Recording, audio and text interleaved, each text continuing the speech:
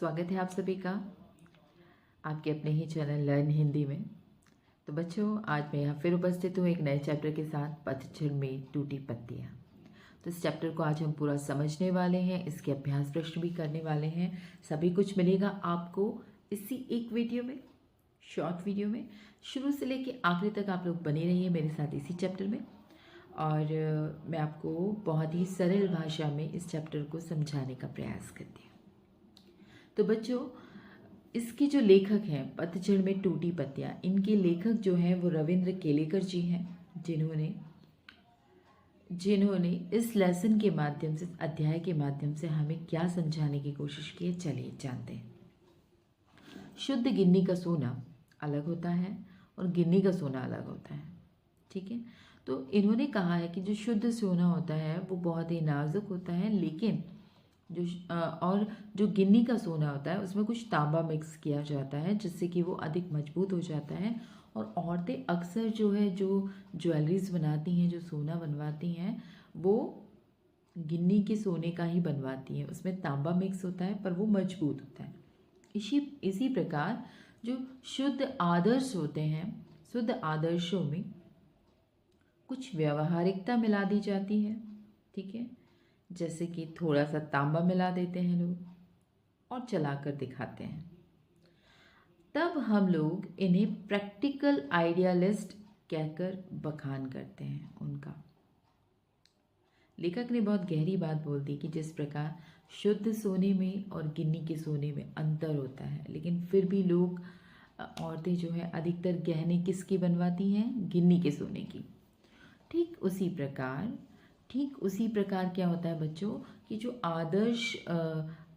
शुद्ध आदर्श जो होते हैं उसमें लोग थोड़ी सी व्यवहारिकता मिला देते हैं तांबे के रूप में, और फिर उसे चलाकर दिखाते हैं और उसे ही प्रैक्टिकल आइडियलिस्ट कहकर बखान करते हैं। ये प्रैक्टिकल है, दिस इज फैक्ट, ठीक है।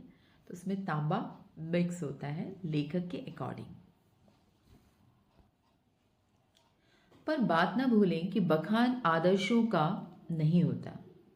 ये बात हमें नहीं भूलना चाहिए कि जो बखान हो रहा है, बातें हो रही है, वो आदर्शों की हो रही है, ऐसा कुछ नहीं होता, बल्कि व्यवहारिकता का होता है। जब व्यवहारिकता का बखान होने लगता है तब प्रैक्टिकल आइडियलिस्टों के जीवन से आदर्श धीरे धीरे पीछे हटने लगते हैं, ठीक है। और उनकी व्यवहारिकता सूझबूझ ही उन्हें आगे आने, मतलब और आगे सूझबूझ और आइडियाज़, जो उनका व्यवहारिकता है, उनमें जो व्यवहार है वो ही आगे आने लगता है। सोना पीछे रहकर तांबा ही आगे हो जाता है। आप लोग समझे इसका मतलब ये है कि हमें ये बिल्कुल नहीं भूलना चाहिए। जो बड़े बड़े आदर्शों की बात लोग करते हैं तो आदर्शों की सिर्फ बात करते हैं, बल्कि व्यवहारिकता का होता है ये प्रश्न जो है, बल्कि व्यवहारिकता का होता है। जब व्यवहारिकता का बखान लोग करने लगते हैं, जब आदर्शों को छोड़कर जो प्रैक्टिकल है उसकी बातें लोग करने लगते हैं, तो क्या होता है कि जो आदर्श हैं वो पीछे छूट जाते हैं, बहुत पीछे छूट जाते हैं, और लोग अपने व्यवहार से और अपनी सूझबूझ से आगे बढ़ जाते हैं। चंद लोग कहते हैं कि गांधी जी प्रैक्टिकल आइडियलिस्ट थे। बहुत सारे लोग ऐसे कहते हैं कि गांधी जी इसका उदाहरण है कि वो प्रैक्टिकल आइडियलिस्ट थे, व्यवहारिकता को पहचानते थे, उनकी कीमत जानते थे, इसलिए वो अपने विलक्षण आदर्श पे चले, इसीलिए उनके जो आदर्श चला सके उन्हें, क्योंकि वो पहचानते थे कि उनकी व्यवहारिकता क्या है और उनकी कीमत समझते थे कि किस तरीके से हमें व्यवहार करना चाहिए अपने जीवन में, ठीक है बच्चों। हाँ, पर गांधी जी कभी आदर्शों को व्यवहारिकता के स्तर पर उतरने नहीं देते थे, बल्कि मतलब डिसिप्लिन है, ठीक है। तो वो कभी भी ऐसी व्यवहारिकता को स्तर पे उतरने नहीं देते थे, बल्कि व्यवहारिकता को आदर्श के स्तर पर चलाते थे। जो भी उनका नेचर है, जो भी उनका काम है, उनको एक आदर्शों की तरह चलाते थे, ठीक है, डिसिप्लिन बनाकर चलाते थे। वे सोने में तांबा नहीं बल्कि तांबे में सोने को मिलाकर उसकी कीमत बढ़ा देते थे, ठीक है। गांधी जी।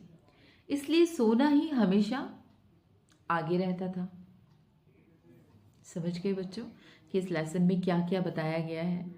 ठीक है, तो लेखक ने तो पहले सोना बताया कि हाँ भाई शुद्ध सोना क्या होता है, और उसके बाद जो गिन्नी का सोना होता है वो क्या होता है। फिर लोग ज़्यादातर कैसी ज्वेलरीज बनाते हैं, तांबे मिक्स वाली बनाते हैं। लेकिन ऐसे ही जो डिसिप्लिन आदर्श होते हैं, आदर्शों के साथ में क्या रहता है कि कुछ व्यवहारिकता मिक्स कर देते हैं और उसको नाम दे देते हैं कि भाई ये प्रैक्टिकल आइडियलिस्ट है। ठीक है, जब प्रैक्टिकल आइडियलिस्ट को जब लोग फॉलो करते हैं तो क्या करते हैं कि बखान किसका करने लगते हैं, व्यवहारिकता का। अरे ऐसे रहो, ऐसे रहो, ऐसे रहो, ऐसे रहो। और जो डिसिप्लिन है, जो आदर्श है, वो कहीं पीछे छूट जाते हैं। लेकिन ये प्रैक्टिकल आइडियलिस्ट का एक जीता जागता उदाहरण जो है गांधी जी हैं, जिन्होंने व्यवहारिकता को पहचाना, उसकी कीमत पहचानी, लेकिन आगे किसको रखा, आदर्श को रखा, है ना, अपने आदर्श को रखा। ठीक है, और व्यवहारिकता को पूरी तरह आदर्शों में उन्होंने उतारा है। ठीक है, और बल्कि उन्होंने व्यवहारिकता को आदर्शों पे उतारा है, जबकि उन्होंने सोने में तांबे को मिक्स नहीं किया है, तांबे में सोना मिलाकर उसे और निखार दिया है, उसकी कीमत और बढ़ा दी है। ऐसा लेखक ने इस अध्याय के माध्यम से हमें समझाने की कोशिश की है।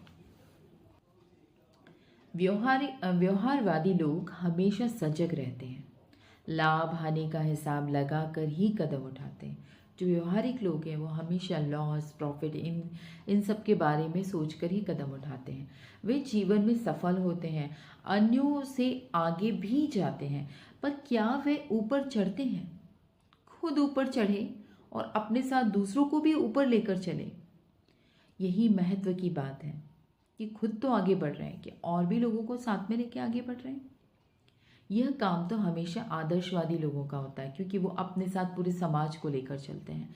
समाज के पास अगर शाश्वत मूल्यों जैसा कुछ है तो वह आदर्शवादी लोगों का ही दिया हुआ है। हमारे पूरे समाज में अगर मतलब अगर शाश्वत कुछ, सच में कुछ मूल्यवान चीज़ें हैं तो वो आदर्शवादी लोगों के द्वारा ही दी गई है। ठीक है, और व्यवहारिकता लोगों ने समाज को गिराया है। जो व्यवहारिक लोग होते हैं उन्होंने समाज को गिराने का काम किया है, ऐसा लेखक कहता है। अब झेन की देन क्या है? जापान में मैंने अपने एक मित्र से पूछा कि यहाँ के लोगों को कौन सी बीमारियां अधिक होती हैं। तो उन्होंने जवाब दिया, उनकी मानसिक तौर से मेंटली सोच कर उन्होंने जवाब दिया कि यहाँ के 80% लोग मनोरुग्ण हैं। ठीक है, मतलब मानसिक तौर से रोगी हैं, ऐसा जापान में बोला। तो इसकी क्या वजह है, लेखक ने पूछा। तो वो कहने लगे कि भाई हमारे जीवन की रफ्तार बढ़ गई है, लेकिन यहाँ कोई चलता नहीं है बल्कि दौड़ता है। कोई बोलता नहीं है, बकता है। हम जब अकेले पढ़ते हैं तब अपने आप से लगातार लोग बड़बड़ाते रहते हैं। यह है झेन की देन में जापान में मैंने एक मित्र से पूछा, ऐसा लेखक बता रहे हैं कि भाई आपके यहाँ कौन सी बीमारी ज़्यादा है। तो उन्होंने बताया कि हमारे यहाँ मानसिक रोग की ज़्यादा मिल जाएंगे, क्योंकि आजकल जीवन की रफ्तार बहुत ज़्यादा बढ़ गई है और लोग चलते नहीं हैं, दौड़ने लगते हैं, बोलते नहीं है, बकते रहते हैं। अकेले जब रहते हैं तो खुद से बड़बड़ाते रहते हैं।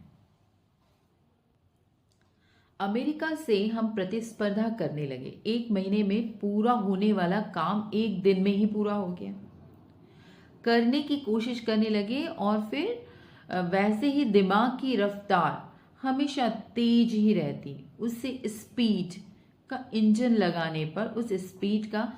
लगाने पर 1000 गुना अधिक रफ्तार से दौड़ने लगता था। फिर एक क्षण में ऐसा भी आता था कि जब दिमाग तनाव महसूस करता था, तनाव बढ़ जाता था इतना कि पूरा इंजन टूट जाता था। यही कारण है कि मानसिक रोग यहाँ बढ़ गए हैं। शाम को मुझे एक टी सेरेमनी में ले गए और चाय पीने की एक विधि जापानी में उसे चा नो यू कहते हैं। अब लेखक कुछ एक अलग बात पर ले गए हैं, अलग सीन उनका एक चल रहा है। उन्होंने इसके माध्यम से ये भी बताया गया कि हम लोग अमेरिका से इतनी ज़्यादा कंपटीशन करने लगे थे, प्रतिस्पर्धा करने लगे थे कि अपना कोशिश करते थे कि एक दिन में ही पूरा काम हम ख़त्म कर दें। इसमें क्या होता था कि दिमाग की रफ्तार इतनी ज़्यादा तेज़ हो जाती थी, तो एक समय पे आकर दिमाग थक जाता था और पूरा इंजन फटने लगता था तनाव के कारण। ठीक है, इसी के कारण जो है मानसिक रोग बढ़ जाते हैं। अब क्या रहता है, ये सब जापान में भी होता है, जापानी लोग कह रहे हैं कि ऐसा ऐसा होता है हमारे साथ। अब शाम को मुझे एक टी सेरेमनी में जाना पड़ा। लेखक बताते हैं कि भाई मैं एक दिन चाय सेरेमनी, टी सेरेमनी में गया और वहाँ पर चाय पीने वाले की एक विधि थी, जापानी विधि, जिससे चा नो यू कहते थे। ठीक है, चा नो यू कहते हैं। वह एक 6 मंजिल इमारत पे थी, मतलब 6th फ्लोर था बिल्डिंग का, जिसकी छत पे दफ्ती की दीवारों वाली तातामी चटाई की जमीन वाली एक सुंदर पर्ण कुटी थी।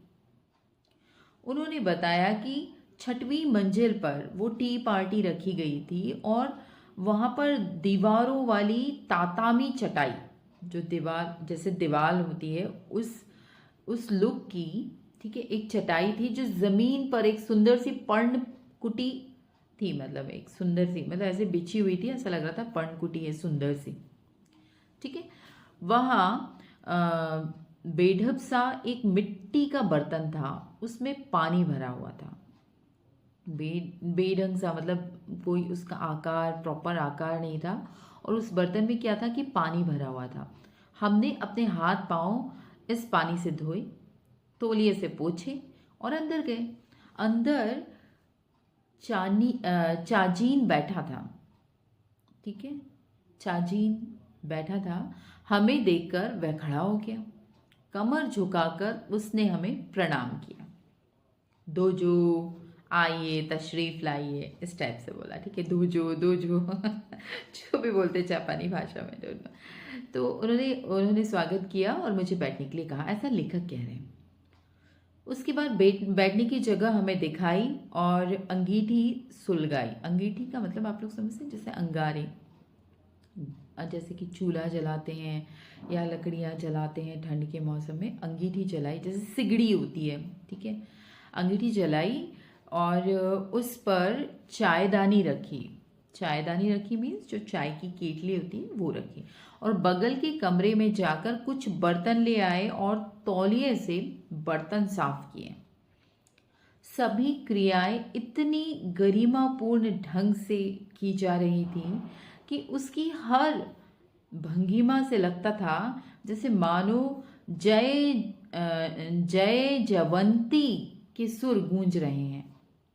ऐसा उन्हें लग रहा था, कितनी प्रॉपर तरीके से काम हो रहा था। वहाँ का वातावरण इतना शांत था कि चायदानी के पानी का खद बदाना भी सुनाई नहीं दे रहा था। जैसे चाय जब गर्म होती है, खौलती है, तो अजीब सी आवाज़ आती है, वो आवाज़ भी सुनाई नहीं दे रही थी। ठीक है, चाय तैयार हुई। उसने यह प्यालों में भरी, उसने सारे प्यालों में चाय डाली। अब वह प्यालों में भरी, फिर से प्याले हमारे सामने रख दिए, और हम 3 मित्र थे, तो इस विधि में शांति मुख्य बात हुई थी, इसीलिए वहाँ 3 से अधिक आदमियों का प्रवेश जो है निषेध था, मतलब नहीं आ सकते थे। प्याले में 2 घूंट से अधिक चाय नहीं थी। हम ओंठों से प्याला लगाकर एक एक बूंद चाय पीते रहे। करीब 1.5 घंटे तक चुस्कियों का यह सिलसिला चलता रहा। पहले 10-15 मिनट तो मैं उलझन में पड़ा, और फिर देखा कि दिमाग की रफ्तार धीरे धीरे धीमी पड़ी जा रही है। थोड़ी देर में बिल्कुल बंद हो गई। मुझे लगा मानो अनंत काल में जी रहा हूं। यहां तक कि सन्नाटा भी मुझे सुनाई देने लगा। अक्सर हम या तो गुजरे हुए दिनों की खट्टी मीठी यादों में उलझे रहते हैं या भविष्य के रंगीन सपने देखते रहते हैं। और हम तो भूतकाल में रहते हैं या भविष्य काल में रहते हैं। असल में दोनों काल मिथ्या है, ना पास्ट कुछ है ना फ्यूचर कुछ है। एक चला गया तो दूसरा आया नहीं, एक तो चला गया और दूसरा आया नहीं।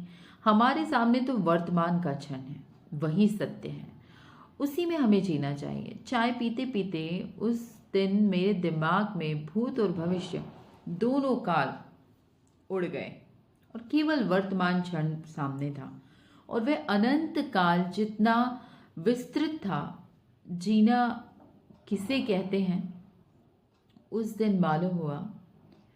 और झेन परंपरा की यह बड़ी देन मिली जापानियों को।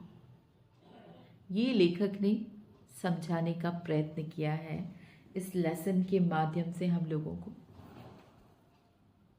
तो बच्चों, कितनी खूबसूरत बात समझाने की कोशिश की है रविंद्र कैलेकर जी ने, कि हम भागते रहते हैं कंपटीशन की भावना में, अपने दिमाग की रफ्तार को इतना बढ़ा देते हैं कि एक टाइम पर वो बहुत तनाव हो जाता है और मानसिक रोगी हो जाते हैं। वहीं पर उन्होंने ये बताने की कोशिश की है कि जब चाय की चुस्कियाँ लेते हुए 2 घूंट चाय थी और उन्होंने इतना टाइम तक 1-1.5 घंटे जितना भी समय इनको लगा, 10-15 मिनट तो उलझन में ही पड़े हुए थे कि भैया क्या हो रहा है। पहले तो कुछ सुनाई नहीं दे रही थी आसपास की आवाज़ें, फिर धीरे धीरे 2-2 घूंट प्याले जो है वो लोग प्याले में से 2-2 घूंट लगा रहे थे और करीब डेढ़ घंटे उन्होंने चाय टी पार्टी उनकी हुई और एक एक चुस्किया एक एक घूंट पीते रहे। और धीरे धीरे क्या है, बातें भी ख़त्म होने लगी, जो माइंड जो दौड़ रहा था वो भी बिल्कुल पीसफुल हो गया, शांत हो गया। तब आसपास की सारी आवाज़ें भी सुनाई देने लगी। वो एक क्षण था कि उनको ये रियलाइज़ हुआ कि ना तो पास्ट कुछ होता है ना भविष्य कुछ होता है। हम या तो पास्ट की बातें करते हैं या आने वाले भविष्य की बातें करते हैं, लेकिन वो दोनों ही मिथ्या है और वर्तमान का क्षण ही सत्य है। इसलिए हमें हमेशा वर्तमान में जीना चाहिए। ठीक है, तो अनंत काल जितना विस्तृत तो नहीं है, लेकिन हमें वर्तमान के क्षण में जीना चाहिए। और इसी परंपरा से छेन परंपरा, ये टी परंपरा कौन सी थी, छेन परंपरा से की देन है जापानियों को। ठीक है, ये झेन परंपरा जो इनकी है ना, भागम दौड़ी वाली, इसलिए मानसिक रोगी इन्हें बना देती है। बस इस चैप्टर में इतना ही था बच्चों, जो कि हमने समझ लिया। अब इसके प्रश्न उत्तर और बाकी के क्वेश्चंस हम जल्दी से कंप्लीट करते हैं। ओके, तो चलिए फिर चलते हैं। तो बच्चों, पहला प्रश्न आप लोगों के सामने है कि शुद्ध सोना और गिन्नी के सोना दोनों अलग क्यों होता है, मतलब दोनों अलग क्यों होता है। तो शुद्ध सोना जो होता है वो बिना किसी मिलावट के होता है, वो पूरी तरह शुद्ध होता है। और गिन्नी के सोने में थोड़ा सा तांबा मिलाया जाता है और वो मजबूत भी होता है और ज़्यादा चमकता है। ठीक है, शुद्ध सोने से ज़्यादा मजबूत होता है और चमकदार होता है। प्रैक्टिकल आइडियलिस्ट किसे कहते हैं? प्रैक्टिकल आइडियलिस्ट उसे कहा जाता है जो आदर्शों को व्यवहारिकता के साथ प्रस्तुत करते हैं। जो आदर्शों को व्यवहारिकता के साथ प्रस्तुत करते हैं।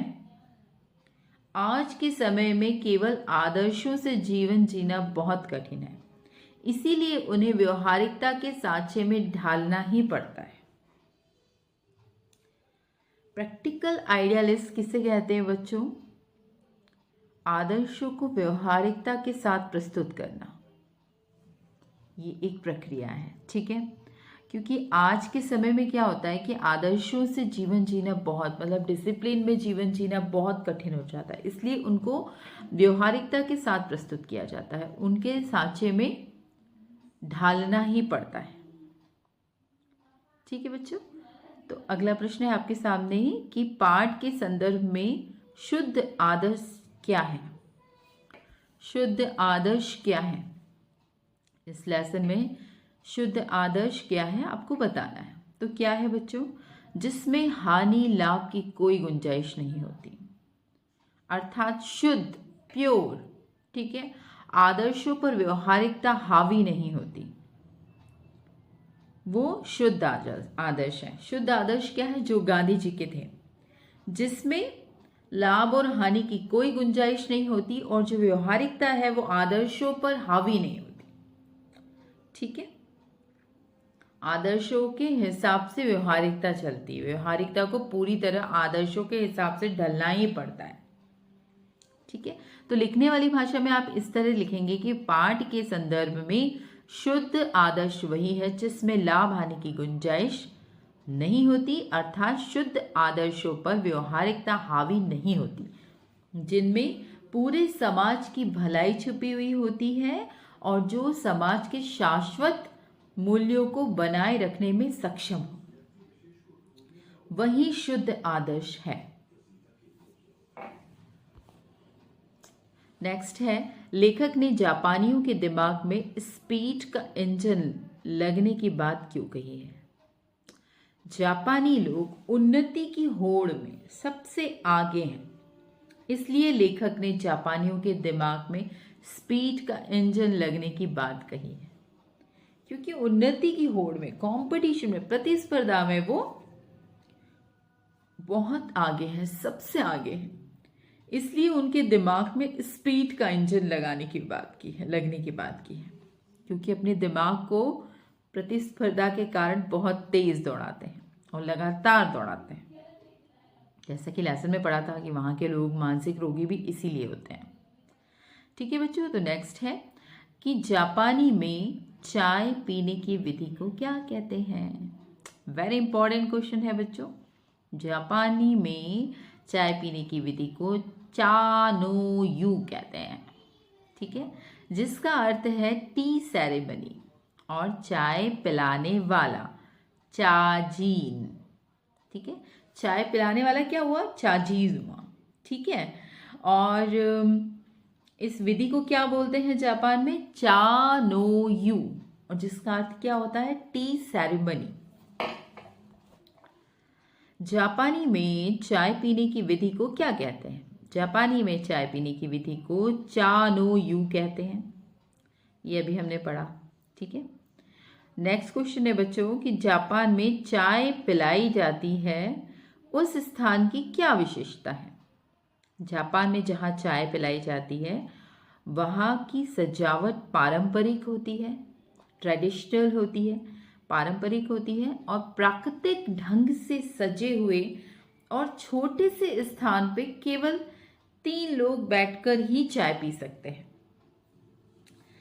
ये बच्चों बहुत ही इंटरेस्टिंग है और इम्पॉर्टेंट क्वेश्चन है कि जापान में जहाँ चाय पिलाई जाती है उस स्थान की क्या विशेषता है।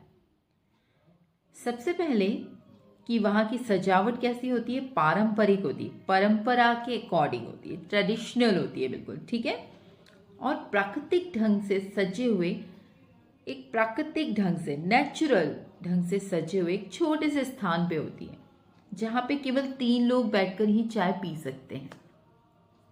वहाँ अत्यंत शांति होती है और गरिमा के साथ चाय पिलाई जाती है। शांति उस स्थान की मुख्य विशेषता है, ठीक है बच्चों। नेक्स्ट, शुद्ध आदर्श की तुलना सोने से और व्यवहारिकता की तुलना तांबे से क्यों की गई है?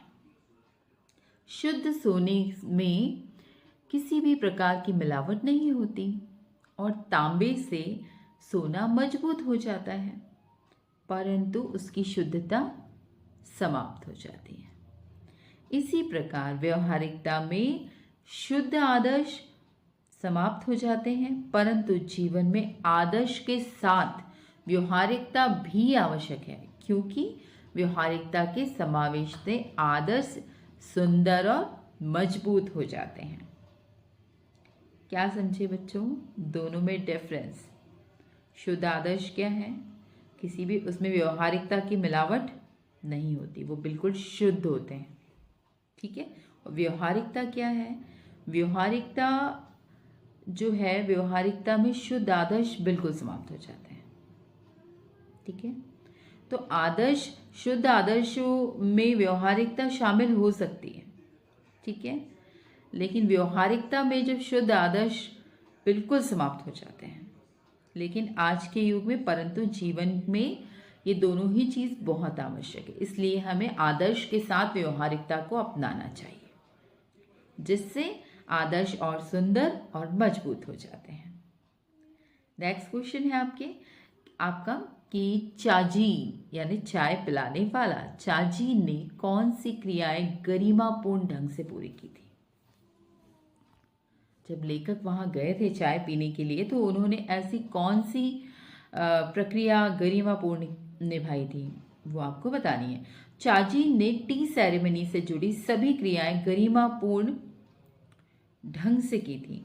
वह सेरेमनी एक पर्णकुटी में पूर्ण हुई। ठीक है, एक पर्णकुटी, जैसे कि आपने देखा ना, चटाई बिछी हुई है, एकदम नेचुरल है ना, पर्णकुटी में पूर्ण हुई है। छोटी सी एक झोपड़ी टाइप, छोटी सी कुटी, ठीक, कुटी मतलब झोपड़ी, घर छोटा सा, ठीक है, उसमें पूरी हुई है बिल्कुल नेचुरल तरीके से। चाजीन द्वारा अतिथियों का उठकर स्वागत करना, पहला क्या था, पर्णकुटी में पूरी हुई है। दूसरा पॉइंट आपका क्या है बच्चों, कि अतिथियों का उठकर स्वागत किया उसने, जैसे कि जापानी लोग ऐसे सर झुका कर करते हैं, ठीक है। और आराम से अंगीठी सुलगाना, बिल्कुल आराम से सिगड़ी धीरे से चलाना, कोयला चलाना। फिर चायदानी को रखना, दूसरे कमरे से चाय के बर्तन को लाना, फिर उसे अच्छे से पोंछना, ठीक है, और चाय को बर्तनों में डालने आदि तक सारी क्रियाएं गरिमापूर्ण ढंग से, अर्थात बड़े ही आराम से, अच्छे व सहज ढंग से की चाचीज ने। नेक्स्ट है, टी सेरेमनी में कितने आदमियों का प्रवेश दिया जाता है। कितने आदमियों को बच्चों, 3 से ज्यादा नहीं। टी सेरेमनी में केवल 3 लोगों का ही प्रवेश दिया जाता है, ताकि वहां पर शांति बनी रहे। इसका कारण ये भी है कि व्यक्ति भागदौड़ से भरी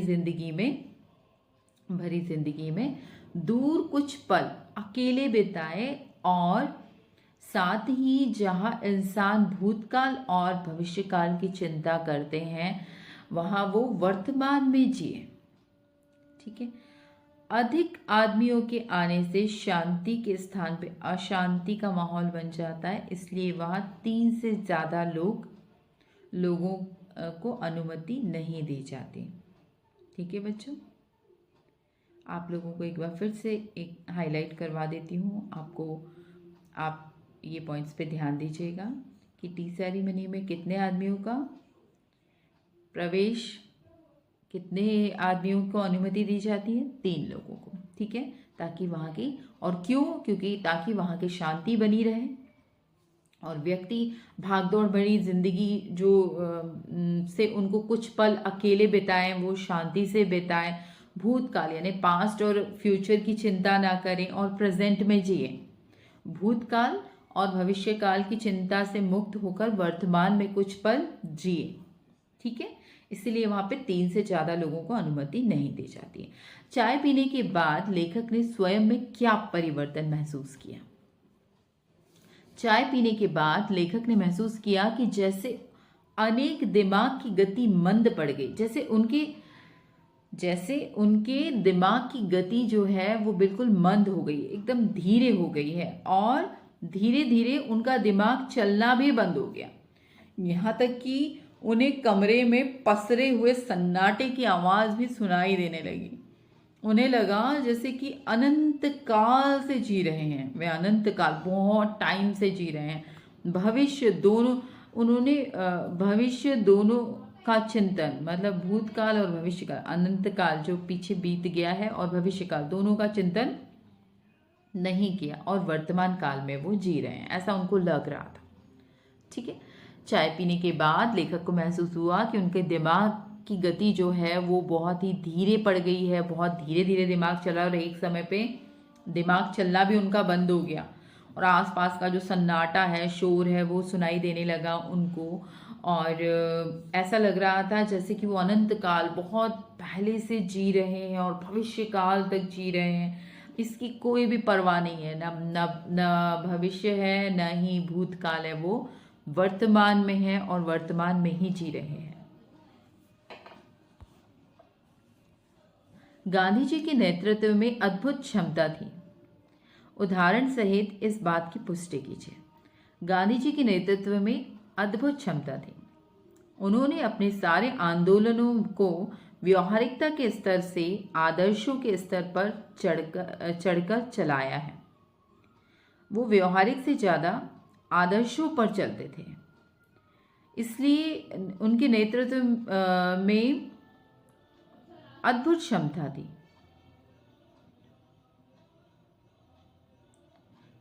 इसीलिए उनके सारे आंदोलन, भारत छोड़ो सत्याग्रह, असहयोग आंदोलन और दांडी मार्च सफल हुए। उन्होंने सत्य और अहिंसा को अपने आदर्शों का हथियार बनाया। इन्हीं सिद्धांतों के बलबूते पर उन्होंने ब्रिटिश साम्राज्य से टक्कर ली। उनके नेतृत्व में लाखों भारतीयों ने उनके साथ कंधे से कंधा मिलाकर संघर्ष किया और देशवासी उनके नेतृत्व को स्वीकार करके गर्व का अनुभव करते थे। बच्चों, 50 से 60 शब्दों में आपको इसका आंसर लिखना है। और इसमें अद्भुत क्षमता जो है वो इसलिए थी कि उन्होंने अपने सारे आंदोलन जितने भी किए वो सब एक आदर्शों पर चलकर किया है, आदर्शों के साथ व्यवहारिकता को निभाया है। ठीक है, कौन कौन से आंदोलन उनके? भारत छोड़ो सत्याग्रह, असहयोग आंदोलन और दांडी मार्च सभी सफल हुए थे। कारण ये कि उन्होंने आदर्शों को ही अपना हथियार बना लिया था। इन्हीं सिद्धांतों के बलबूते पर उन्होंने ब्रिटिश सरकार से भी टक्कर ले ली। उनके नेतृत्व में लाखों भारतीयों ने उनके साथ कंधे से कंधा मिलाकर संघर्ष किया। देशवासी उनके नेतृत्व को स्वीकार करते थे और गर्व का अनुभव करते थे। आपके विचार से कौन से ऐसे मूल्य हैं जो शाश्वत हैं? वर्तमान समय में इन मूल्यों की प्रासंगिकता स्पष्ट कीजिए। आपके हिसाब से ऐसे कौन से मूल्य हैं जो शाश्वत हैं, जो सत्य हैं? सत्य, अहिंसा, परोपकार, ईमानदारी, सहिष्णुता आदि मूल्य शाश्वत मूल्य हैं। ठीक है बच्चों, कौन कौन से? सत्य, अहिंसा, परोपकार, ईमानदारी, सहिष्णुता आदि सभी शाश्वत है, सत्य है। ठीक है, प्रैक्टिकल है। वर्तमान समय में भी इनकी प्रासंगिकता बनी हुई है। आज तक वो ऐसे की ऐसे ही हैं, क्योंकि आज भी सत्य और अहिंसा के बिना राष्ट्र का कल्याण और उन्नति नहीं हो सकती। शांतिपूर्ण जीवन बिताने के लिए परोपकार करना, त्याग करना, एकता, भाईचारा और देश प्रेम की भावना होना अत्यंत आवश्यक है। यदि हम आज भी परोपकार और ईमानदारी के मार्ग पर चलें तो समाज को अलगाव से बचाया जा सकता है। एक बार आपको आंसर को समझकर अपने ही शब्दों में आप लिखेंगे तो बहुत ही अच्छा होगा। कुछ स्पेशल कीवर्ड्स जो हमें आंसर में यूज़ किए हुए हैं वो आप उन्हें ध्यान रखिए, याद रखिए और अपने आंसर में उन्हें ज़रूर हाईलाइट कीजिएगा। इससे आपको अच्छे मार्क्स मिलने में सहायता मिलेगी। तो नेक्स्ट क्वेश्चन है आपका कि अपने जीवन की किसी घटना का उल्लेख कीजिए जब बाद में आपको गति या लाभ हुआ हो। ठीक है, तो शुद्ध आदर्श का पालन करने में मैं एक बार खुद ही फंस गया। एक बार एक ट्रैफिक हवलदार को मैंने रिश्वत लेते हुए पकड़ा। इस शुद्ध आदर्श के चक्कर में लेखक कहता है कि मैं तो खुद ही फंस गया। कोई भी लेखक कहता है आपको अपने जीवन की कोई भी घटना लिखनी है तो आप कुछ भी लिख सकते हो कि भाई शुद्ध आदर्श का पालन कर रहा था और मैं खुद ही फंस गया। एक बार एक ट्रैफिक हवलदार को मैंने रिश्वत लेते हुए पकड़ लिया और उसकी शिकायत उसके बड़े अफसर से कर दी तो उल्टा उसके बड़े अफसर ने सिग्नल तोड़ने के जुर्म में मेरा ही चालान काट दिया। ठीक है, अपने जीवन की किसी घटना का उल्लेख करना है जिसमें लाभ की जगह आपको हानि हो गई हो। मतलब आप करने तो गए हो कि हाँ भाई भला हो जाए, और हमारा ही नुकसान हो गया। तो ये एक घटना है कि भाई ऐसा ऐसा हुआ, मैं खुद ही फंस गया, और मैंने हवलदार को रिश्वत लेते पकड़ा, फिर उसके सीनियर को बताया तो अफसर ने भी उल्टा मुझे ही डांट दिया और मेरा चालान निकाल दिया। अपने जीवन की किसी घटना का उल्लेख कीजिए जब शुद्ध आदर्श में व्यवहारिकता का मतलब प्रस्टीकरण भी हो, देने से लाभ हुआ। मतलब आपने आदर्श के साथ व्यवहारिकता भी निभाई तो आपको फिर प्रॉफिट हुआ, ऐसी कोई घटना बताइए। तो अब कौन सी घटना ऐसी हो सकती है? शुद्ध आदर्श में व्यवहारिकता को मतलब महत्व देकर एक बार मैंने अपने शिक्षक से शाबाशी भी पाली। एक विद्यार्थी को नकल करने से भी रोक दिया। हुआ यूं कि भाई एक बार परीक्षा भवन में मेरे आगे बैठा हुआ एक विद्यार्थी नकल कर रहा था। मैं उसे रोकना चाह रहा था, परंतु यदि उसकी शिकायत सीधे जाकर शिक्षक से करता हूं तो बाद में मुझसे बदला अवश्य लेता। इसलिए मैंने इशारे से शिक्षक को उसकी करतूत बता दी।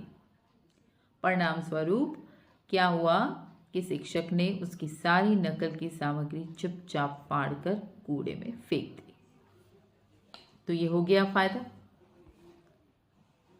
शुद्ध सोने में तांबे की मिलावट या तांबे में सोना, गांधी जी के आदर्श और व्यवहार के संदर्भ में यह बात किस तरह झलकती है? स्पष्ट कीजिए आप कि ऐसा कौन सा है कि शुद्ध सोने में तांबे की मिलावट या तांबे में सोना गांधी जी के आदर्श और व्यवहार के संदर्भ में यह बात किस तरह झलकती है? स्पष्ट कीजिए।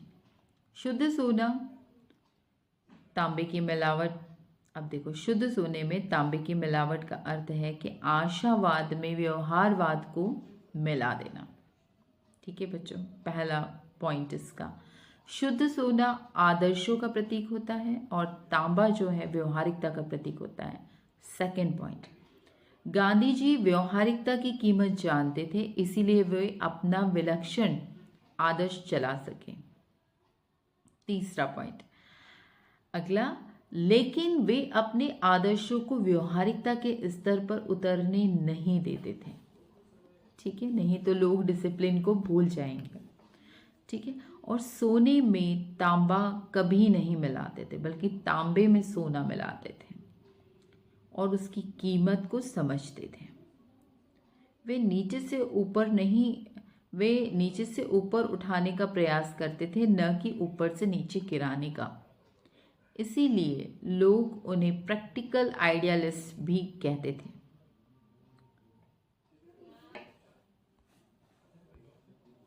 नेक्स्ट है आपकी गिरगिट कहानी में अपने समाज में व्याप्त अप्सरानुसार अपने व्यवहार को पल पल में बदल डालने की एक वानगी देखी। इस पाठ के अंश गिन्नी का सोना के संदर्भ में स्पष्ट कीजिए कि आदर्शवादिता और व्यवहारिकता, इनमें से जीवन में किसका महत्व है। ठीक है, तो गिन्नी का सोना पाठ के आधार पर यह स्पष्ट होता है कि जीवन में आदर्शवादिता का ही अधिक महत्व है। अवसरवादी व्यक्ति सदा अपना हित देखता है। जब व्यक्ति को अवसर मिलता है तो वो सोचता है कि भाई मेरा ही फायदा हो। ठीक है, वह प्रत्येक कार्य अपना लाभ हानि सोच कर करता है कि यार क्या प्रॉफिट होगा, क्या लॉस होगा।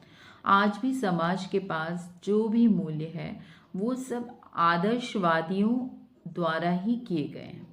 अतः जीवन में आदर्श के साथ सही व्यवहारिकता का मिश्रण होना चाहिए और उसी का महत्व है।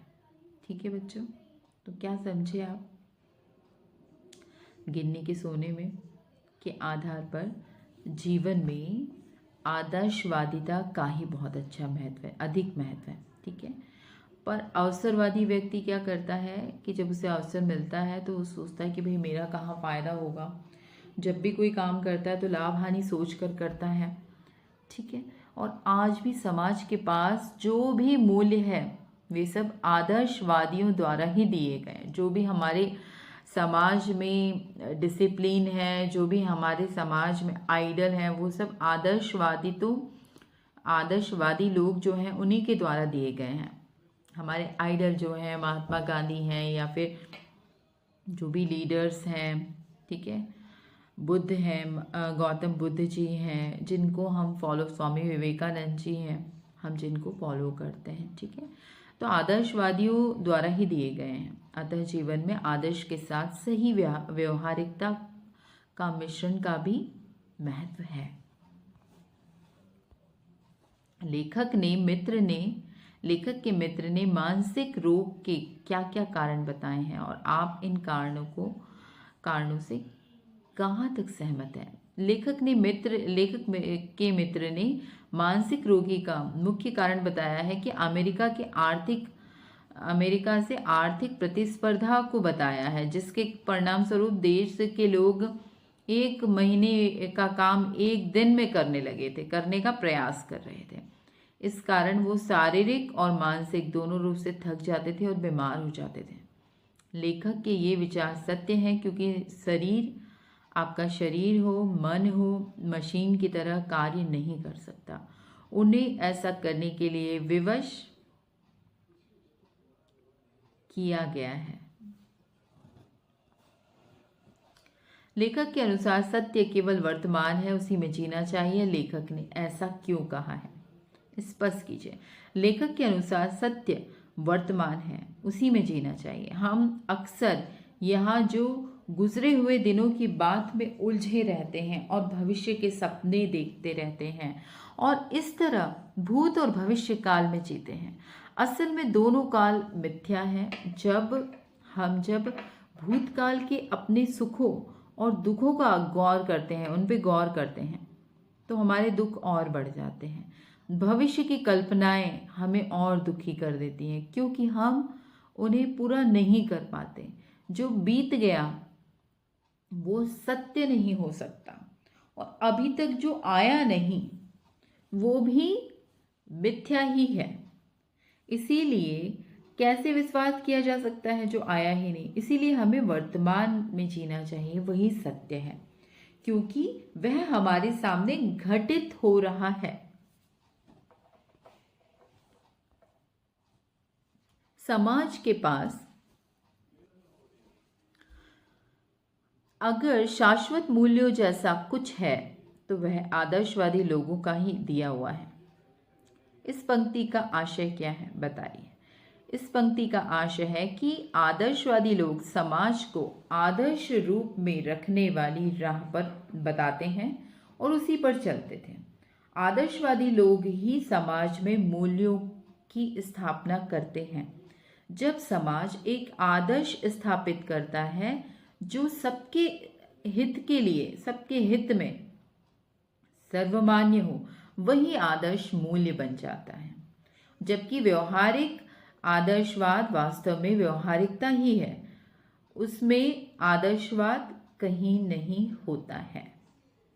ठीक है बच्चों, जब व्यवहारिकता का बखान होने लगता है तो प्रैक्टिकल आइडियलिस्टों के जीवन से आदर्श धीरे धीरे घटने लगते हैं और उनकी व्यवहारिकता सूझबूझ ही आगे लगती है। इससे आप क्या समझते हैं? नेक्स्ट प्रश्न है आपका 20 नंबर का। इस पंक्ति का आशय है कि व्यवहारिक आदर्शवाद वास्तव में शुद्ध और व्यवहारिकता ही होती है। जब आदर्श और व्यवहार में से लोग व्यवहारिकता को अधिक महत्व देते हैं तो आदर्शों का मूल खत्म हो जाता है। ठीक है, आदर्शों पर व्यवहारिकता हावी होने लगती है। ठीक है बच्चों, मतलब व्यवहारिकता को अधिक महत्व देंगे और सूझबूझ से आगे होते हैं तो आदर्श बिल्कुल खत्म हो जाते हैं। और जहाँ पर आदर्शों को ज़्यादा महत्व दिया जाता है और व्यवहारिकता आदर्शों के हिसाब से निभाई जाती है, वहाँ पर प्रैक्टिकल आइडियलिस्ट उन विचारों को प्रैक्टिकल आइडियलिस्ट भी कहा जा सकता है। ठीक है, अब उन्होंने इस पंक्ति के माध्यम से क्या समझाया है ये आपको स्पष्ट करना है। तो यही है कि व्यवहारिकता का बखान होने लगता है तो क्या होता है, जब बहुत ज़्यादा व्यवहारिक हो जाते हैं तो आदर्श खत्म हो जाते हैं, यही बताना है आपको।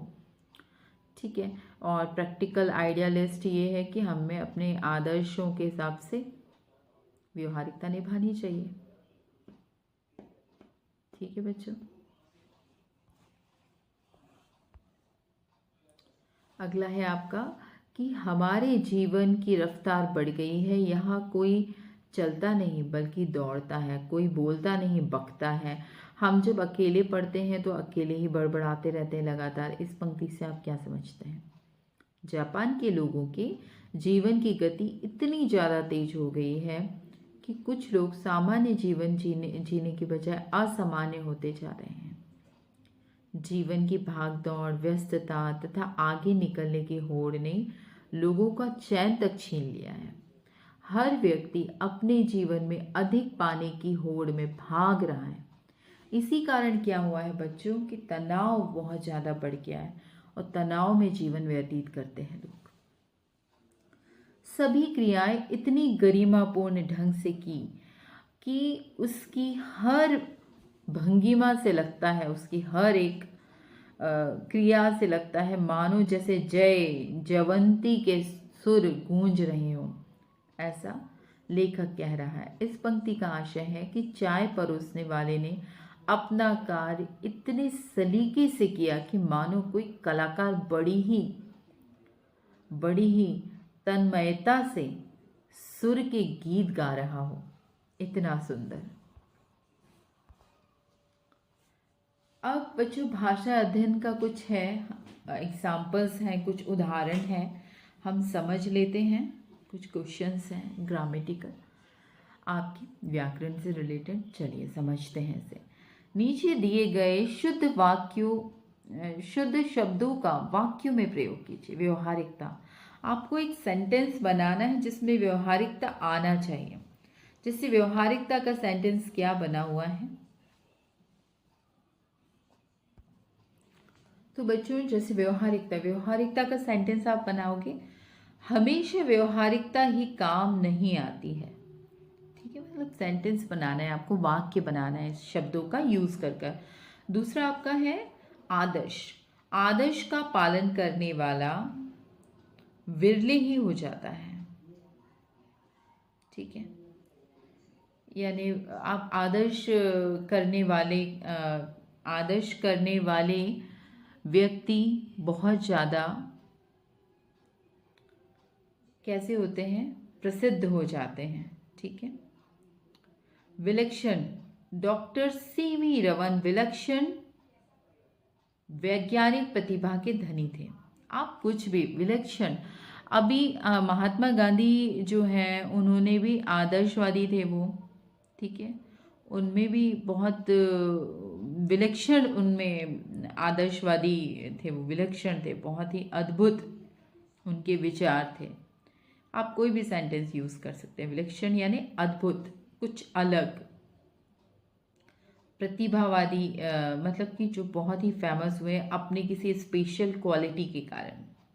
कोई भी एग्जांपल आप दे सकते हैं। ठीक है, तो डॉक्टर सीवी रमन जो है विलक्षण वैज्ञानिक प्रतिभा के धनी थे। शाश्वत, मृत्यु जीवन की शाश्वत सच्चाई है, यानी सच है, बिल्कुल प्योर सच। ठीक है, तो नेक्स्ट क्वेश्चन है लाभ हानि का समास विग्रह इस प्रकार रहेगा कि लाभ और हानि, इसने बता दिया क्वेश्चन में। तो यहाँ द्वंद्व समास है। ठीक है, डैश भी लगा हुआ है। द्वंद्व समास है जिसमें दोनों पद प्रधान होते हैं।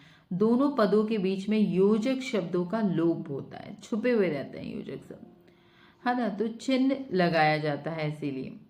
तो अब ये आपको समास विग्रह करना है। तो चलिए बच्चों हम समझते हैं कि कैसे करना है इसे। जैसे माता पिता मतलब कि माता और पिता, इसका समास विग्रह क्या होगा, माता और पिता। पाप और पुण्य, सुख दुख, तो सुख और दुख, रात दिन, तो रात और दिन। अन्न जल यानी कि अन्न और जल। घर बाहर यानी घर और बाहर। ठीक है, इसमें और जो योजक शब्द है इसका लोप है और डैश लगा है, तो हमें इसे विग्रह करना है। समास विग्रह ऐसे ही होता है। देश विदेश यानी कि देश और विदेश।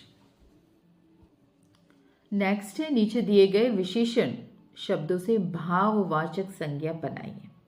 जैसे सफल, तो सफल का क्या हो जाएगा, जिसमें भावात्मक मतलब भावात्मक वर्ड बनाना है। सफल का सफलता, विलक्षण का विलक्षणता, व्यवहारिक का व्यवहारिकता, सजग का सजगता, आदर्शवादी का आदर्शवादिता और शुद्ध का शुद्धता। नीचे दिए गए शब्दों में रेखांकित अंश पर ध्यान दीजिए और शब्दों के अर्थ को समझिए। तो बच्चों, अपने को शब्दों के अर्थ को समझना है। जैसे शुद्ध सोना अलग है, और सेकंड है बहुत रात हो गई, अब हमें सोना चाहिए।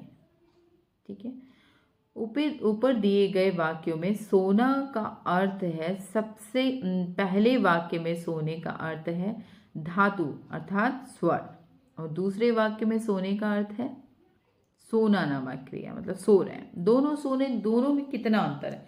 शुद्ध सोना अलग है, उसमें किसी धातु की बात की जा रही है, और सेकंड सोना है वो एक क्रिया है। ठीक है बच्चों, ये आप समझ रहे हैं। आपको दोनों को किस तरीके से अलग अलग संदर्भों में ये शब्द अलग अलग अर्थ देते हैं। एक शब्द के कई अर्थ होते हैं, ऐसे शब्द के अनेकार्थी शब्द कहलाते हैं, जिसके बहुत सारे अर्थ होते हैं। ठीक है बच्चों, तो ये जो दो सेंटेंस दिए हैं, आपको इसमें क्या समझ में आया। ऊपर वाला सोना जो है वो धातु है और नीचे वाला सोना एक क्रिया।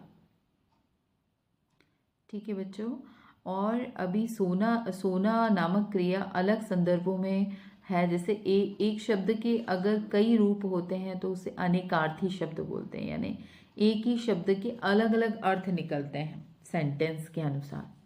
ठीक है, तो अब आपको ये करना है कि भिन्न भिन्न अर्थ स्पष्ट करने के लिए वाक्यों में प्रयोग कीजिए। जैसे उत्तर, उत्तर का क्या होगा, सेंटेंस बनाइए। उत्तर प्रश्न का उत्तर जांच लो। इसका आंसर है कि प्रश्न का उत्तर जांच लो, यानी जवाब। ठीक है, इसका क्या मतलब हुआ, जवाब। उसी प्रकार कर प्रधानमंत्री के कर कमलों द्वारा 2 अक्टूबर को स्वच्छ भारत मिशन की शुरुआत की गई। हाथ, अंक इस नाटक के 3 अंक हैं। ये वर्ड दिया है और आपको सेंटेंस बनाना है। भाग, 3 अंक है यानी 3 भाग है। नग, नग का क्या मतलब होता है, वाह इस नग की चमक तो देखो, मतलब एक छोटा सा डायमंड कह सकते हो। ठीक है, चमकीला पत्थर, स्टोन भी कहा जा सकता है इसे। उत्तर दिशा की तरफ मुड़ जाना यानी दिशा, इसमें क्या हुआ, दिशा हुआ शब्द क्रिया। अब कर चोरी करने वालों की खैर नहीं, क्या करने वालों की, टैक्स चोरी करने वालों की खैर नहीं। इस बार अर्धवार्षिक परीक्षा में सर्वाधिक अंक लाकर तो तुमने हमारा नाम रोशन कर दिया, मतलब नंबर, अच्छे नंबर लाकर आपने नाम रोशन कर दिया। कार में ये 12 नग किसके रखे हैं, यानी कि सामान रखा हुआ है कुछ।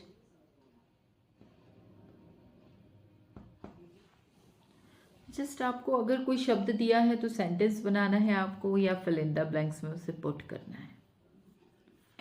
ठीक है बच्चों, नीचे दिए गए वाक्यों में संयुक्त वाक्यों में बदलना है इनको। जैसे अंगीठी सुलगाई,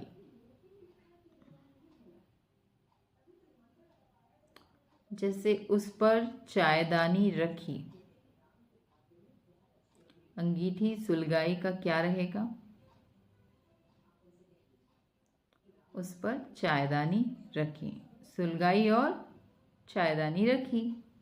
संयुक्त वाक्य में चेंज करना है बच्चों, ठीक है। तो ये तो आपके प्रश्न है। अंगीठी सुलगाई को कैसे लिखोगे? अंगीठी सुलगाई और उस पर चायदानी रख दी, ठीक है। और सेकंड क्या है? उसने वह प्यालों में भरी और बगल के कमरे से जाकर कुछ बर्तन ले आया। दोनों सेंटेंस अलग है, तो उन दोनों सेंटेंस को आपको ज्वाइंट कर देना है। किससे करोगे? योजक शब्दों के द्वारा। बगल के कमरे में जाकर कुछ बर्तन ला आया और उसने तौलिए से उन बर्तनों को साफ किया। और शब्द लगाकर जोड़ा गया है। नीचे दिए गए वाक्यों में मिश्र वाक्य बनाइए। अब मिश्र वाक्य तो आपको पता है कि एक वाक्य प्रधान होता है, दूसरा जो है मतलब दूसरा वाक्य जो है वो पहले वाक्य पे डिपेंड होता है, आश्रित होता है और योजक शब्दों से जुड़ा हुआ होता है, ठीक है। तो चाय पीने की एक विधि है। जापान में उसे चा नो यू कहते हैं। तो आप इसको कैसे बनाएंगे कि जापान में इसे चा नो यू कहते हैं, जो चाय पीने की विधि है, ठीक है। ऐसे बनाना है आपको। बाहर बेढप सा एक मिट्टी का बर्तन था, उसमें पानी भरा था। बाहर बेढप सा एक मिट्टी का बर्तन था जो पानी से भरा हुआ था। जो शब्द लगा के इसे जोड़ा गया है और वाक्य भी डिपेंड है। नेक्स्ट क्या है कि उसने वह प्यालों में भरी, फिर वे प्याले हमारे सामने रख दिए।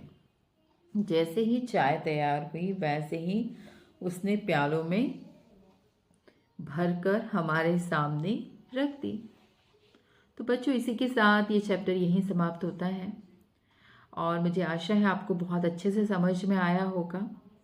और इससे रिलेटेड आपको कोई भी क्वेश्चन हो, डाउट हो, आप प्लीज़ कमेंट कीजिए मुझे। मैं बिल्कुल अलग से वीडियो उस पर बनाऊँगी ज़रूर। और बहुत बहुत धन्यवाद और बहुत सारी शुभकामनाएं। आप लोग बहुत अच्छे से पढ़ाई कीजिए और मैं आपकी किस प्रकार मदद कर सकती हूँ, और अगर आपको मेरा समझाना समझ में आता है और आप चाहते हैं कि मैं कुछ अलग से वीडियो या आपके डाउट्स क्लियर करूँ, तो आप कमेंट ज़रूर कीजिएगा। और मैं टेलीग्राम चैनल, अपना टेलीग्राम चैनल का लिंक नीचे डिस्क्रिप्शन बॉक्स में आपको दे दूँगी, जिसमें आपको सारे नोट्स फ्री में प्रोवाइड हो जाएंगे। तो बच्चों, ज़रूर आप लोग जुड़ जाइएगा। और इसके साथ साथ सारी वीडियो की अपडेट के लिए आप सब्सक्राइब कर दीजिए, मेरे साथ बने रहिए। मैं आपकी हिंदी में बहुत ही अच्छे तरीके से आपकी तैयारी करवा दूँगी। हम एक के बाद एक जो है चैप्टर्स क्लियर कर रहे हैं। बहुत ही जल्दी हम एक रैपिड रिवीजन लेकर आएंगे, जो बहुत ही कम समय में सारे चैप्टर्स का आपका रिवीजन क्वेश्चन आंसर के साथ मैं आपको करवाऊंगी। MCQs, इम्पॉर्टेंट क्वेश्चन और सारी समरी हम सब एक ही वीडियो में करेंगे। जल्दी ही आपको वीडियो मिल जाएगी, तो आप लोग बने रहिए। और अभी तक बस इतना ही। शुभ रात्रि, best of luck, thank you so much.